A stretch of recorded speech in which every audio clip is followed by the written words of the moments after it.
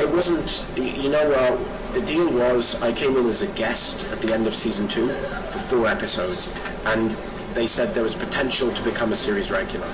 So I knew what that really meant is, unless I really mess it up, I'm going to be on the show as a regular. So my main thing was just not to really mess it up, to do a good job. And but I think the intention was to kill me at the end of season 3.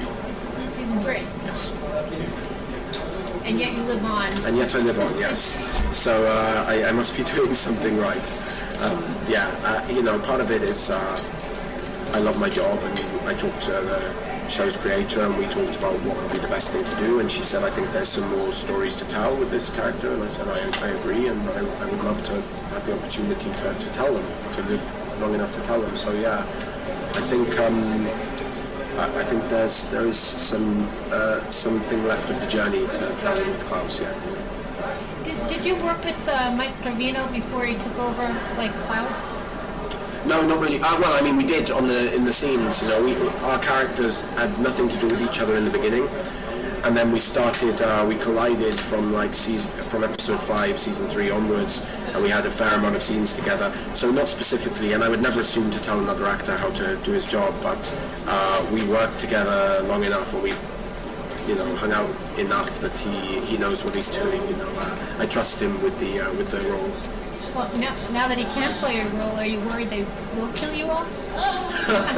There's nothing I can do about it. I think they, I thought when they introduced me in Alaric's body that they covered themselves because they could always get another body for Klaus if I didn't work out, So no, I think people are too attached to Tyler to let him just be Klaus forever.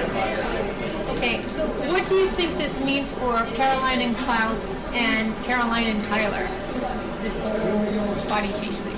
I think it will end in tears, probably Caroline's. I think Klaus will do his best to get, to take advantage of the situation and to get something from it. I wouldn't be surprised if he does. I wouldn't be surprised if the first Caroline kiss is in Tyler's body.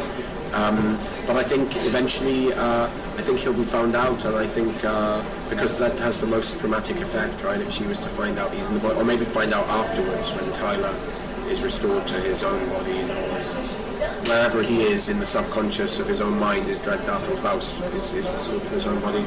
I think there'll be a showdown. I think it's not going to do Klaus any favors in wooing Caroline, the fact that he's manipulating like this. Where would you like to see Caroline and Klaus in season 4? Rome. Rome? Yeah, I'd like to see them in Rome, to film in Rome for a while. No, I'd like to explore the relationship further, for sure. And sorry. No. I love working with Candice. I think there's a chemistry there. I think it's interesting to show more humanity of Klaus, and I think that our storyline allows that. So yeah, I'd love to explore that. In general, is there something you'd like to see for Klaus next season?